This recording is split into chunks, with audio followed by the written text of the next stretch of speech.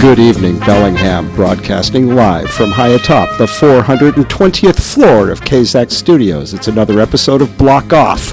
I'm Stacy Bloch, tonight's guest host, Marcus D. Oh yeah, and our special guest tonight, Douglas Gustafson of HomesNOW, Not Later. We're going to have some huge updates. How you doing, Douglas? I'm doing pretty good. Thank you for having me on your program.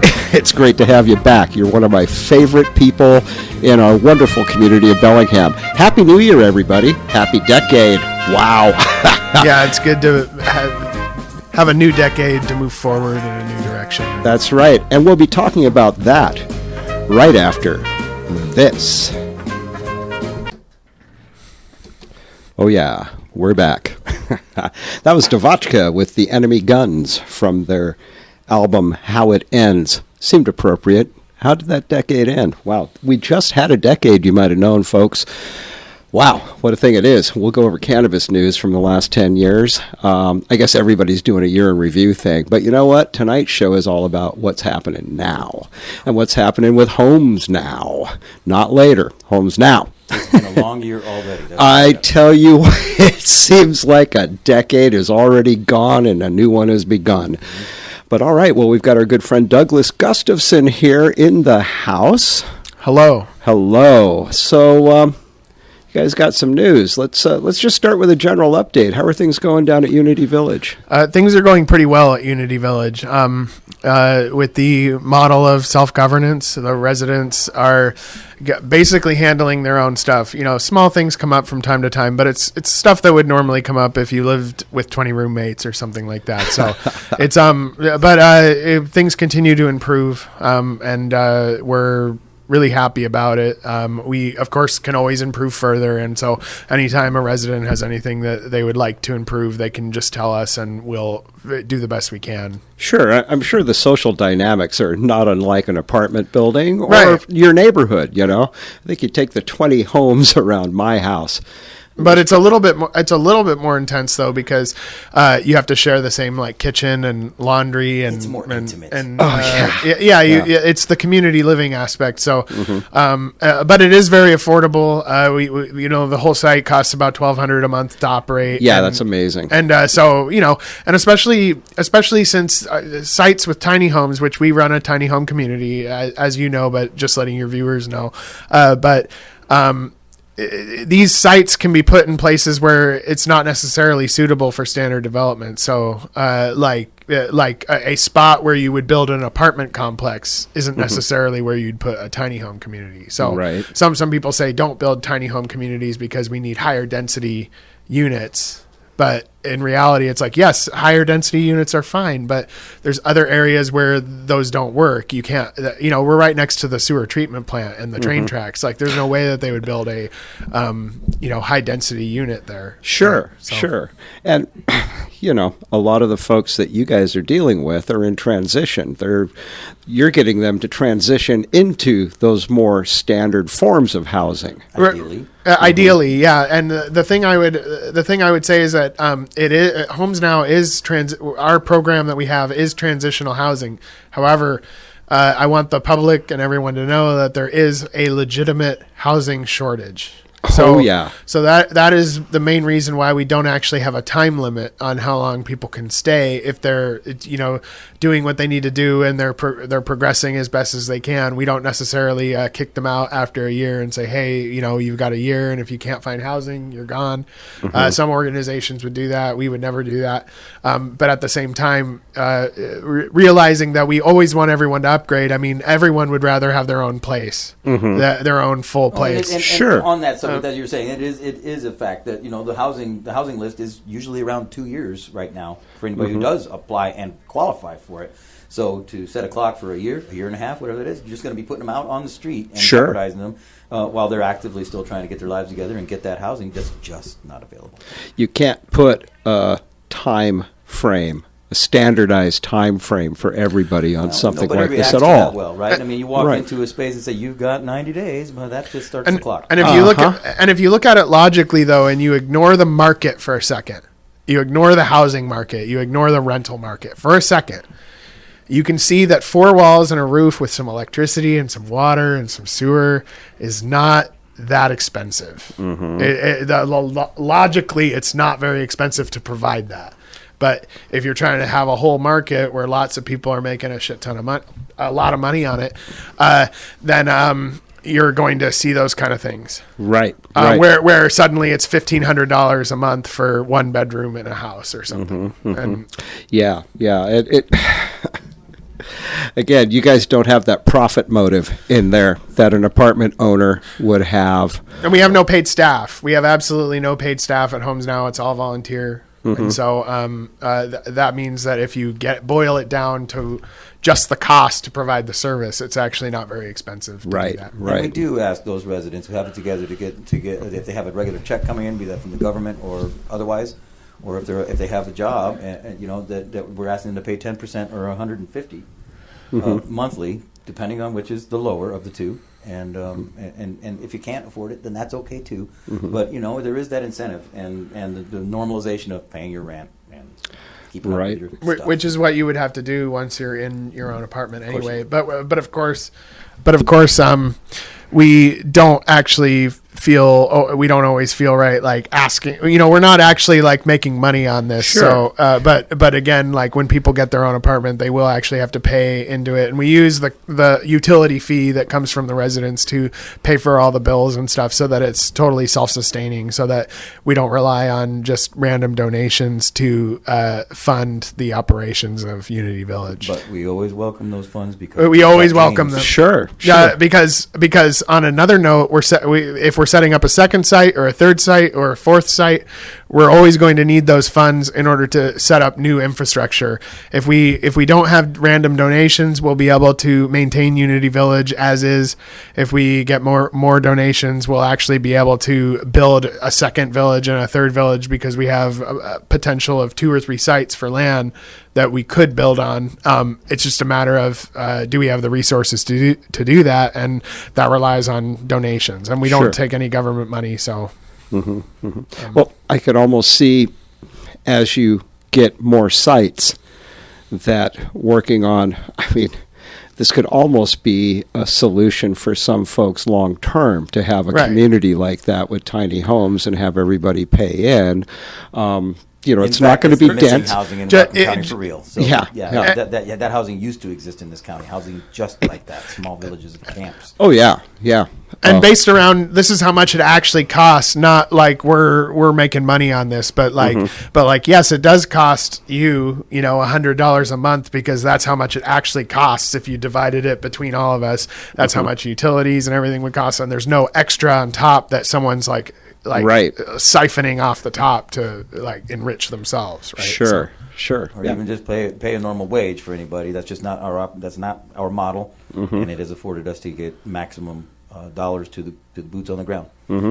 Well, you're finding just nationwide with housing in general, more and more adults are living together and cohabitating, and that didn't used to be a thing 50 years ago. Right. And now you're finding just out of necessity, people are having roommates.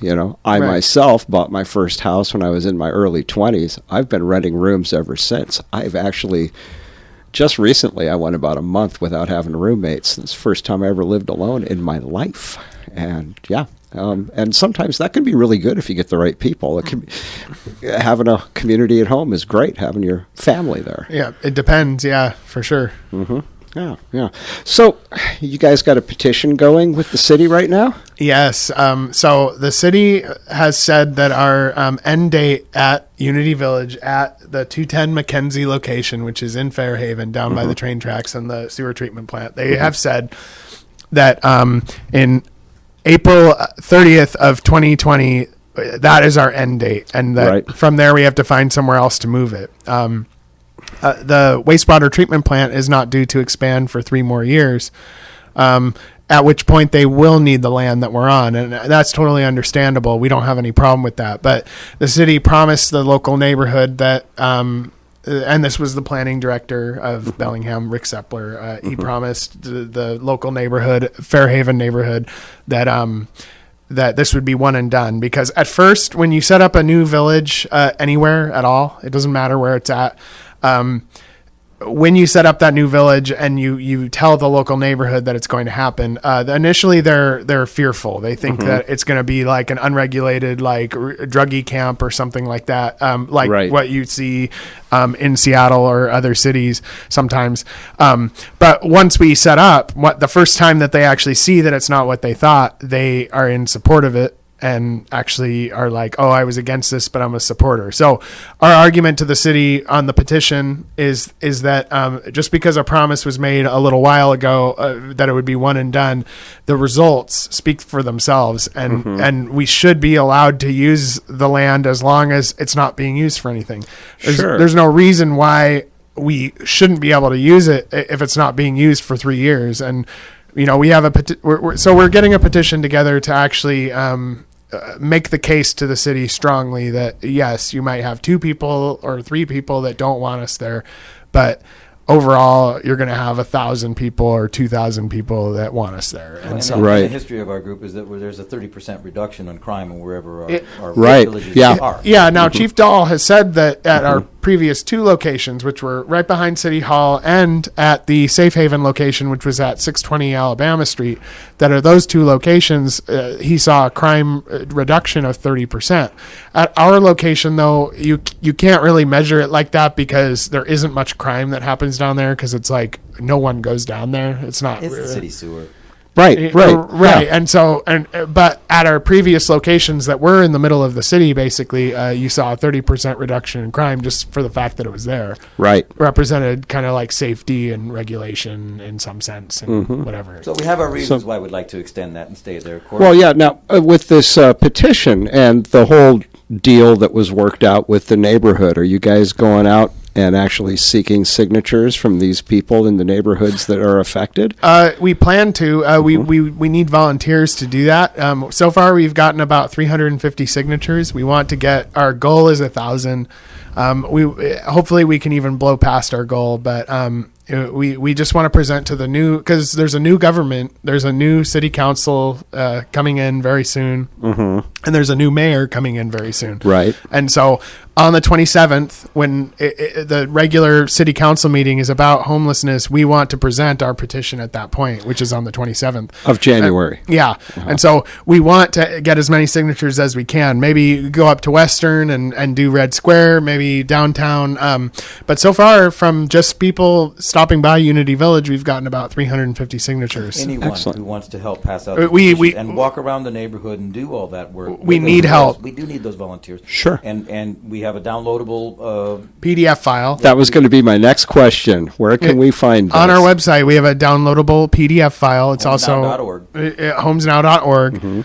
And that PDF file is just the petition form itself. So you print that out, you get your neighbors or your friends to sign it, and then get it back to us before the 27th, and that'll just add to the stack, the fat stack, to make the case that the community wants this, and at no taxpayer expense, just to help 20 people or 40 people or 60 people, however many villages we can set up. And it doesn't have a legal requirement like you have to be a voter or anything like that to sign this petition. That was going to be my next question was, do you have to know how to gather a signature properly, like on an initiative? Okay, so I'll say that this petition is not legally binding. Okay, so it's an advisory thing. Right, it's not something that we officially filed with the state or the county or the city to have it be like legally binding. It's merely as a because what's been sent to us to say that we're not supposed to be there is letters of random people that have sent letters in that saying, after the recent shakeup, we don't think that this kind of thing should be there. So in response, we're saying, hey, you might have 3 or 4 people that have sent in bad letters, but we have 1,000 people or 2,000 people that want us to stay. And part of the reason for wanting us to stay is we're not just trying to like stake out that spot forever. We do have another spot we want to occupy called the Clean Green site. It's on the intersection of Woburn and Lakeway. It's right up by the cemetery. Yeah, correct. But April 30th, the weather isn't very good, so we're going to have to actually be moving in March and early April, and it's really rainy and cold a lot of the time, even during those months. And so we would at least like an extension until the end of summer so that we have a little bit more time to do everything in the right way and do fundraising. And let the ground dry out You're at right. the Lakeway site, but right? also asking for a little compassion from the city, in full knowledge and in partnership that we had a recent shakeup, and it's taken some time for us to recover and get even back on track. We didn't do fundraising during that time. We focused on the village and the tenants within it and their well-being before anything else. And Yeah. we're very proud of that product. No regrets. Yeah, you guys really turned that thing around. It definitely set back the clock a little bit for us, and so we're asking Sure. for a little more time from the city to work with us in good faith one more time to. But more than one more time. So No, honestly, yes and yes. One more time, and then one more time, and then one more time. This is a city problem. It's not going away. Sure. Without a constant attention, and that's the way it is. And if you can't take the winningest, most successful sheltering in Bellingham as the example that what we should be doing instead of casting it aside, then then we're missing as a community. And so we're here to try to make sure that everybody understands what we're up against. It's going to take us a couple months probably to get our permits in order. I mean, once we file for a permit to occupy any space, it's going to take a couple months to get that through. Sure. So April's Very seems like close. it's far away. But no, that's move up 2 more months, and that's where we really are. And Yeah. So we're in a hot hurry here. Sure. And dear listener, if you're wondering, well, gosh, that sounds great. I hope a lot of people sign that petition. You might want to think about getting involved there. Sign that petition. Show up at the meeting at City Hall on the 27th. These are important things. In Bellingham, your voice can make a huge difference. I mean, heck, for crying out loud, this last election, we had 2 races in the county that came down to a coin toss. That's how tight some of this stuff is and how much your voice can make a difference. And a lot of times that's it even makes more of a difference than your signature, because the fact that you're on camera, you're on video, it gets everyone sees it. The council members see it, the mayor sees it, everyone sees it, and a lot of times And it's a matter of record. and a lot of times maybe you won't convince them, but it actually it'll get you more community support, and it puts more pressure on the system to actually implement some kind of changes. And then when you put enough pressure on it in the right places, then the changes actually happen. No, And there's no question. Right. When you make a correct statement about something in county council or city council on the record, and then your correct statement was indeed the answer. Wasn't people can look back on that on the record and say, boy, we should have done that. And the city's had to do that a lot in recent years, and so they are listening, because they don't want to have to go back. They want to start listening. I believe we've got a bunch of listeners going right now. That at least is important. That's good. That's I'm a good thing. really excited about the new city council in particular, but heck, our new county executive, we've got a lot of really good folks that got in this time around. Agreed. And We've got some really dynamic, solid leadership. it's a great time to be I around think there's here. a chance for some interesting things to happen in a good direction. Absolutely. And again, I live very close to some of those other ways of handling homelessness, and I see it on the daily from my bedroom window even. Right. And you guys are doing a stand-up job and definitely providing something that nobody else is doing. And it's effective, and it's inexpensive, and it doesn't cost the taxpayer anything. Bravo. I mean, really, nobody else is doing this stuff, you guys.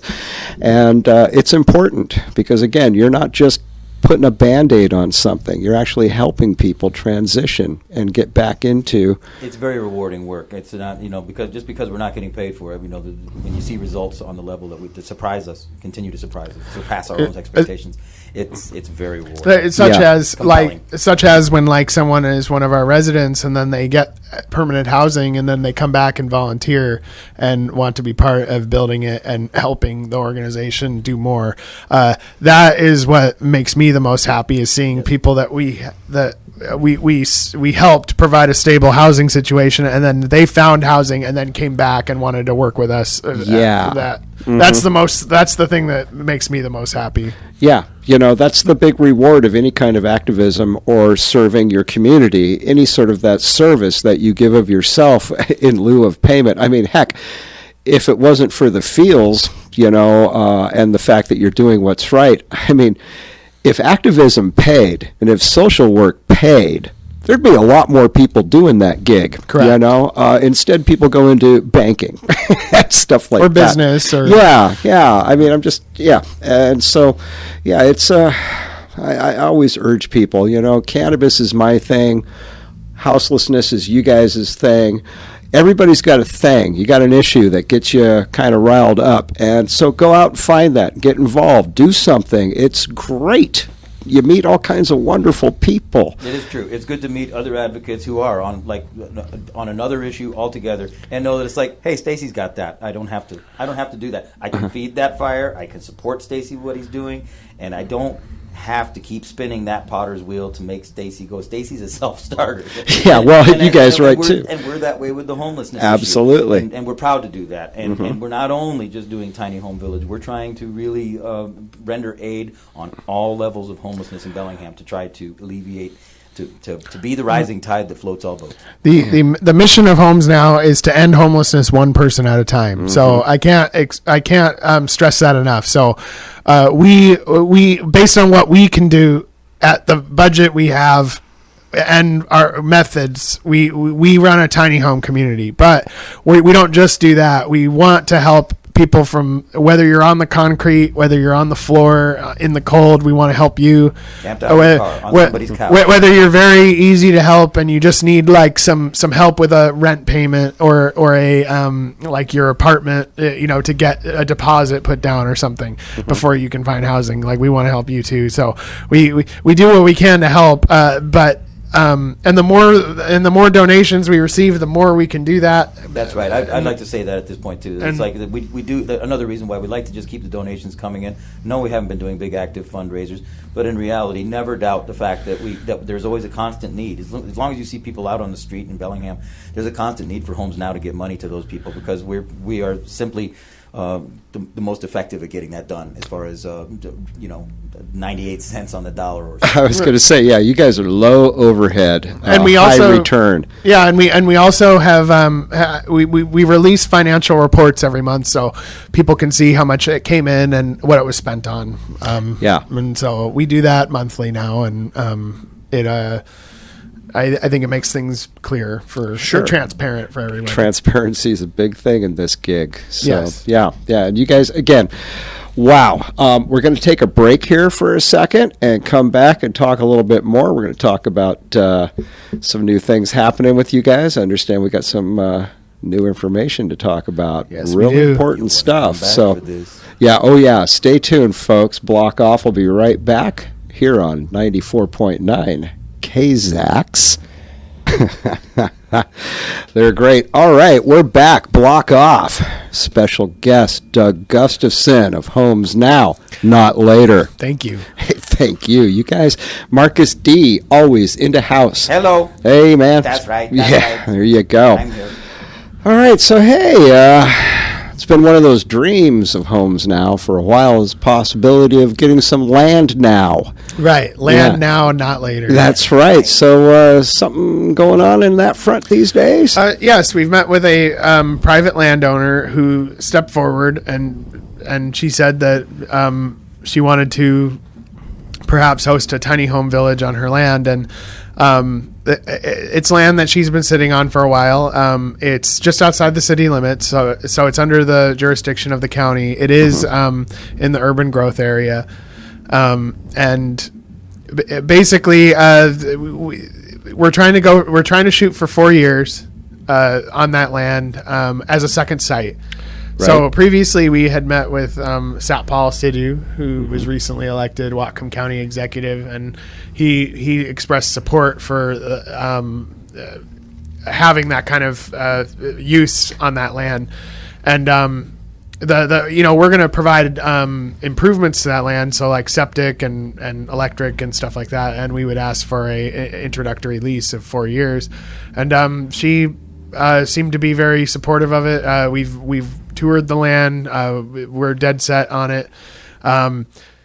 I am excited about the future. I think it looks genuine. I don't think it seems fake, like a fake thing. And in our last meeting, in our parting, I looked her in the eye, and because she's an old friend of mine, and I said, "Are we good here?" And she smiled and said, "I think we're really good here." So that's the good news here. We really think that there's real reason to believe that we can move forward on this very soon. But when we've talked to the county so far, they've expressed interest in, because the City of Bellingham has said constantly that it's not just their job to help with this issue. And I agree, it's not just their job. No, it's not. It doesn't mean that their job ends, though. And the county has expressed that it's their job too, but they're interested in a second site, not simply a site to offload and Unity helping Village the to. city keep a site going in the city, because of course this is where the largest of the population is. That are experiencing this issue. Sure. You're going to find more people without homes where there's more people. Right, and where there's more services. So, Sure. the city, whether we like it or not, the City of Bellingham is the biggest city in Whatcom County. So this is where this is the hub where everyone goes for things that they need if they're not already self-sufficient in some sense. Sure. That makes sense. And you find that in Seattle and all that stuff. Right. Don't listen to those naysayers that say it's because these cities are too progressive. They're too kind. I mean, really, is it possible to be too kind to your fellow human being? No, the only thing that these cities are more kind in is the idea that they're willing to let it be. Whereas in some cities, they actually will arrest people, and homelessness has been criminalized. So you might actually get locked up for being homeless. So maybe the streets look cleaner. Maybe it looks like there's not as many homeless, but there are. It was criminalized. Whereas here, they might say it's allowed, but they don't do anything to help necessarily. So all we would ask is at least get out of the way and let the community help. And I have to say that's as the homeless advocate for Whatcom County, I've got to say that's a little bit of a misnomer too. Of course, we've come a long way in the last couple of years, but Bellingham has definitely in the past been rather, on one level or another, at war with homelessness, as many cities do. Where the solution for homelessness, as told to business owners and stuff, is, well, we're helping to get them out. And asking people to just leave your town because they can't afford to be there anymore and that they're on the street that's not a solution. No. And the main reason why this is happening, and especially in bigger cities, is because rent is too expensive and there's not enough development happening for people that are lower income to have a place to live. There used to be more development in that direction, and it's faded out over the years. And meanwhile, the speculative market on real estate has exploded, and so that's why you see $1,500 a month for a bedroom in a house. And stuff. And combine that with the level of pay for most and jobs. Pay is flat, by the way. Things pay the same as they did when I was a small kid. And special word shout out to those of you who support gentrification and raising the rates on everything in Bellingham. Believe you me, if you can help us be more successful in alleviating homelessness, why, that's just going to make your prices go up. Isn't that great? So, what homeless problem? So that's the way that's going to be. Yeah, I've said that a lot. Help us out. Yeah, you want to complain about tents in your parks. You want to complain about excrement in your alleys. Well, do something about it. Don't just complain, and don't shuffle it off to some other community. Right. Allow housing to happen. Yeah, and support your houseless citizens. These are your neighbors. Yeah. I mean, I think all of us, or a lot of us, might have seen on social media over the last few days the photo of the policeman in Louisiana, or one of those fine southern states. It was the quilt. The homeless quilt that they were presenting to their police chief. That was cardboard signs. Quilt. All the panhandlers. Yeah, anything helps, God bless. They taped it all together and made a homeless quilt, which to me is just absolutely disgusting. It's inhuman. It is so uncaring. I mean, I'm really glad that in Bellingham we've got a police force that actually goes and gets more training than required to deal with folks in crisis or homeless or any of that sort of thing. We don't have these guys out there making a homeless quilt. I mean, it's stunning. Right, that's another level. I mean, sure, you can say the police department in Bellingham, maybe they don't do enough. Maybe they're not as responsive as they should be. Maybe they're responding wrongly to some things. But I don't. When it gets to the level of actually like taking all their signs and being proud that you busted them all, I mean, that's just. Well, when you're talking about policy issues, you're talking about policy issues. You're talking about all the way up to executive decisions.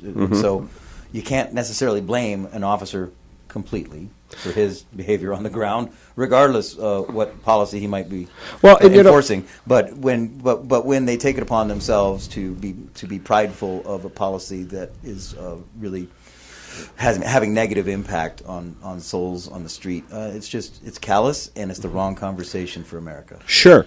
I mean, these guys are part of that police department's panhandler patrol. They've got a law against it.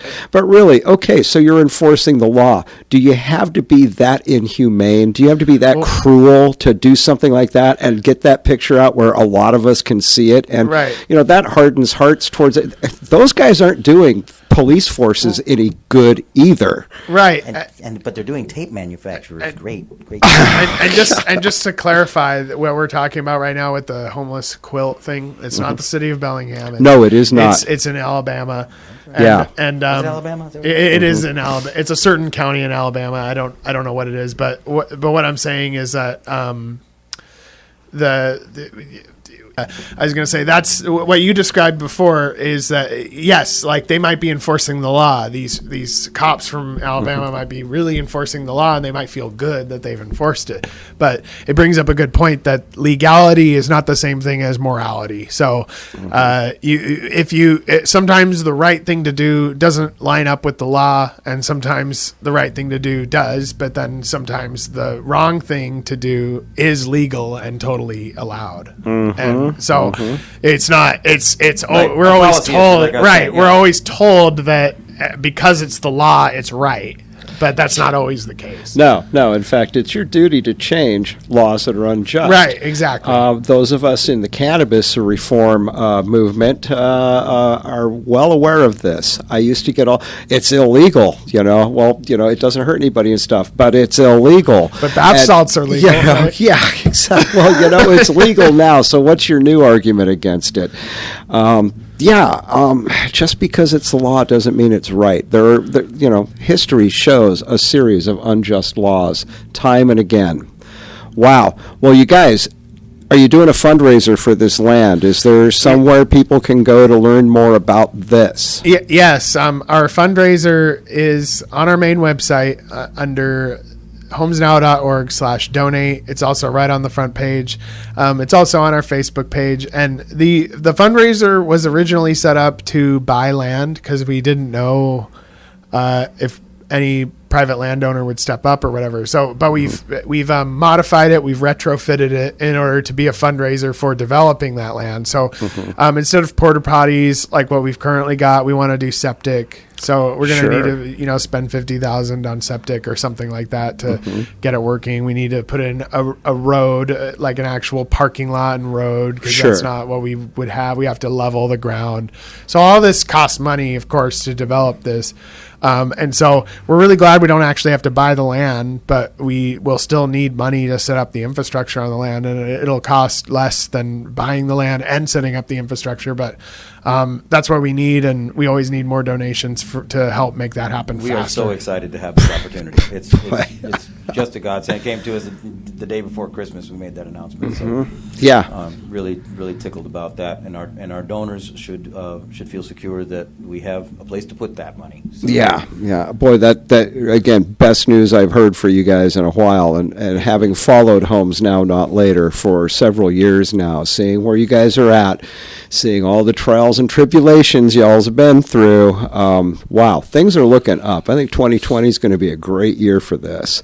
And we're really happy to, because it feels like things have gotten better. There's more donations rolling in again and stuff. And so we actually are saving up, and we will be able to develop our second site and move Unity Village to a new site if the city approves the Clean Green site. Excellent. And we'll need community support on that move as well. Everything that we do requires community support. And volunteers. Donors. We need your support. We need you to join us. Mm-hmm. This is a grassroots very grassroots movement, and it's very effective. Just join us. Yeah, it's your community, folks. All right. Well, hey, you guys, thank you so much for joining us. We're going to take one more quick break. 94.9 KZAX. We're back here. Douglas Gustafson, Homes Now, Not Later. Marcus D. Oh, God, we're having so much fun here tonight. Hey, folks, we're going to go into the Whatcom Worldwide Weed Report where we discuss what's weed this week in just a moment. Marcus, I'm giving you 60 seconds. What's going on tomorrow? Tomorrow I will be attending. I'm the county-appointed homeless advocate for Whatcom County, and I will be attending the Whatcom County Homeless Task Force. The Homeless Strategies Work Group. The Homelessness Strategies Work Group at 8:30 in the morning at the Garden Room, which is just kitty corner across the street from the library and the city hall. You can't miss it down there on ground level, glass front all around. You can have 3 minutes to comment. Come in there at 8:30 and see what we're talking about and see what you think about homelessness in Bellingham. See if you've got something to say. See if you can support things that are being said. See if you've got a new idea for us to look at, because I can tell you, and I can't give you the whole report tonight, but we're still wanting for more sheltering, for more cold weather sheltering, for more sane ideas and more compassionate ideas on how to deal with the citizens who are on the street. And we need you. Homes Now needs you. The Citizens Outreach that is doing the work out there at night to save citizens on the street, we need you. There's all kinds of room for you. Check us out at homesnow.org and homesnow.org/outreach to help people out on the street. There's all kinds of things you can do. And there you donate go. blankets and tents and everything. Bring it. Hey, folks, like a wise man once said, 90% of everything is just showing up. Show up, folks. That's right. You've got leadership. Just come out. Yeah, but, we need the numbers, as always. Yes, we do.